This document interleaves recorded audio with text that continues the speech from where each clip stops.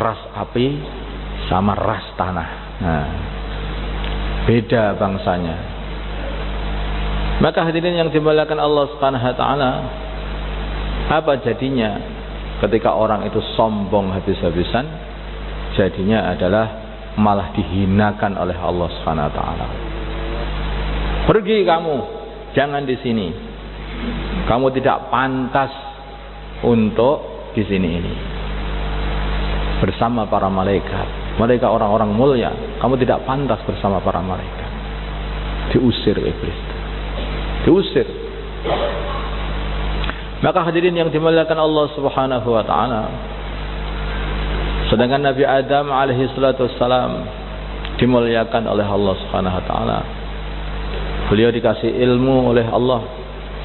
Segala macam nama benda-benda dikasih tahu dan ditunjukkan kepada para malaikat bahwa Nabi Adam lebih tahu melebihi para malaikat di dalam urusan mengetahui nama-nama benda-benda. Wa'allama Adam al-asma'a kullaha thumma 'aradahum 'alal malaikati faqala anbi'uni bi asma'i haula'i. Tapi para malaikat tidak tahu. Dikasih tahu apa ini? Nama-nama ini apa? Mboten ngertos Gusti. Saya tidak tahu. Nabi Adam kasih tahu, ini namanya ini namanya ini namanya ini. Nah, Nabi Adam tahu semuanya karena dikasih tahu oleh Allah Subhanahu wa taala.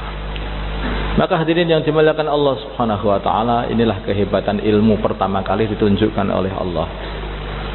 Bahwa ilmu ini menjadikan seseorang mulia.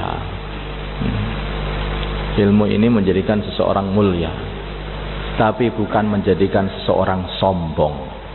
Ingat, kalau ilmu menjadikan seseorang itu sombong, itu bukanlah ilmu. Itu adalah musibah. Itu bukan ilmu. Kalau ilmu menjadikan orang itu jadi tawadhu, itulah namanya ilmu. Aku ini ahli ilmu. Kenapa aku tidak taruh di atas? Berarti iblis. Hadirin, kayaknya iblis ini lebih tahu saja daripada Allah Subhanahu wa taala. Dia mengkiaskan antara api dengan tanah. Aku lebih baik dari dia karena aku diciptakan dengan api. Kayaknya lebih pintar daripada Gusti Allah. Ilmunya menyesatkan dia sendiri, mendatangkan kesombongan pada dia sendiri. Maka akhirnya dia dihinakan oleh Allah Subhanahu wa taala, dilaknat sampai sekarang, sampai hari kiamat. Maka hadirin yang dimuliakan Allah Subhanahu wa taala, tetapi Nabi Adam alaihi salatu wassalam, bila ini tawadhu, selalu menghadap kepada Allah Subhanahu wa taala, diperintah oleh Allah Subhanahu wa taala supaya tidak mendekati satu pohon yang ada di surga sana. Wala taqraba hadhihi syajarata fatakuna minadh dhalimin. Janganlah kalian berdua mendekati pohon ini, maka kalian akan jadi orang yang zalim kalau mendekati ini. Maka hadirin yang dimuliakan Allah Subhanahu wa taala, memanglah Nabi Adam waktu itu keliru. Dibujuk oleh setan. Yaitu setan itu ada sebagian riwayat memberi bisikan kepada ular, dan ular akhirnya memberi bisikan kepada Nabi Adam alaihissalam, memberi bisikan bahwa manahakuma rabbukuma an tilkuma syajarati illa an takuna malakaini aw takuna minal khalidin. Tuhan kalian berdua tidak melarang kalian berdua untuk memakan dari pohon ini, kecuali kalau kalian berdua makan, maka kalian akan menjadi dua orang malaikat atau akan kekal abadi di sini. Maka hadirin yang dimuliakan Allah Subhanahu wa taala, yang dipikir Nabi Adam dua orang malaikat. Malaikat adalah hamba-hamba Allah yang tidak pernah maksiat kepada Allah. Kalau kekal di surga, surga ini adalah tempat rahmatnya Allah dan ridha Allah. Berarti akan dapat ridha Allah selama-lamanya. Makanlah kali Nabi Adam dan istrinya dari buahnya pohon larangan tadi. Maka hadirin yang dimuliakan Allah Subhanahu wa taala, pikirannya baik sebetulnya, tetapi larangan tetap larangan. Larangan itu jangan difikirkan seperti apapun. Kalau sudah dilarang, ya sudah, gak usah dekati. Ini khamr, ini haram. Maka difikirkan, ini sebetulnya ada manfaatnya. Ini khamr ini bisa membunuhkan ini, penyakit ini, penyakit. Diminum betul. Apa? Haram tetap haram, dosa tetap dosa. Maka hadirin yang dimuliakan Allah Subhanahu wa taala,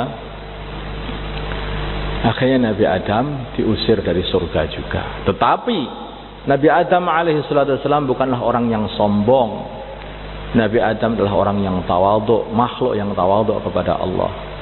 Maka begitu diusir dari surga ke dunia ini, beliau hanya nangis saja di hadapan Allah.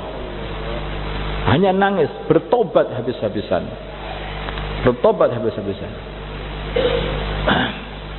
Rabbana zalamna anfusana wa illam taghfir lana wa tarhamna lanakunanna minal khasirin. Bertaubat. Ini ilmu yang mendatangkan ketawaduan. Kalau orang Jawa bilang, orang alim, hakikatnya alim itu adalah seperti padi. Semakin berisi, semakin menunduk. Kalau padi itu kosong, maka dia ndanga aja nggak mau nunduk. Maka kalau kita lihat, belajar ilmu tambah alim kok tambah ndanga, tambah sombong, seperti itu, sebetulnya itu jiwanya adalah kosong, melompong.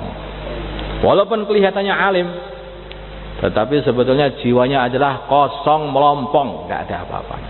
Sebaliknya, kalau seseorang itu punya ilmu, walaupun sedikit saja ilmu, tetapi itu ilmu beneran, maka itu akan mendatangkan yaitu kemantapan iman, mendatangkan takwa, semakin takut kepada Allah, semakin tawadhu. Innama yakhsyallaha min ibadihil ulama.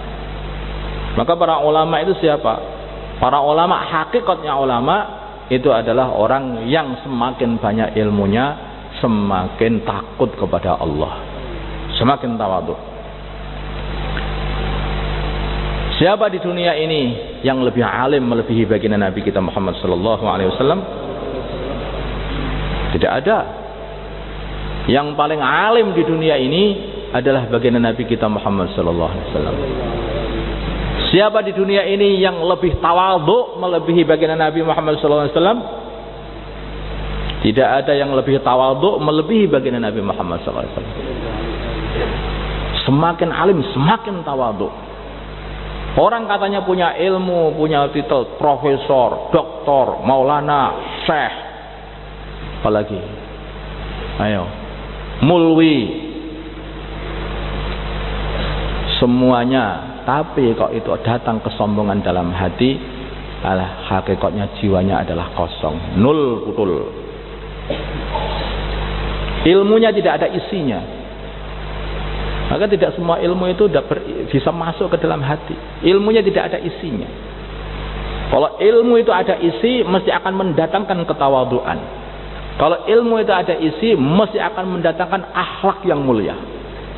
Kalau ilmu betul-betul warisan baginda Nabi, mesti akan akhirnya menyayangi umat baginda Nabi ini, seperti baginda Nabi menyayangi umatnya. Ini hakikatnya.